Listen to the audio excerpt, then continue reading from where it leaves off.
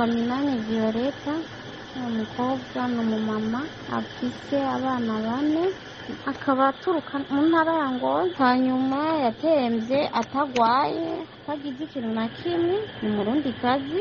Nshitse ngaha kumuraba ni inshuti, ari inshuti ye yampamagaye irambwira ati yewe inshuti yawe iratemvye ngurabe. Ndaza turi muri Saudi, turi muri Kuwait, ngize ndashika ngaha nsanga aryamye nyene, nibazana ibintu by'amajini byamufashe. Mpamagara umushehe aramusomera, umushehe amaze kumusomera ibintu birahagarara, bihagaze twumva tugize ubwoba, duhamagara ambulance iraza, ambulance iramutora, ambulance imutoye no musi mu gitondo rero none nabyutse nja kurondera, no bambwiye ngo inna lillahi wa inna ilaihi rajiun. Urumva rero baza ubusanzwe duserukiye kuko twebwe muri Kuwait na ambasade dufise ambasade yacu kabiri muri Saudi, no twaturi muri Kuwait.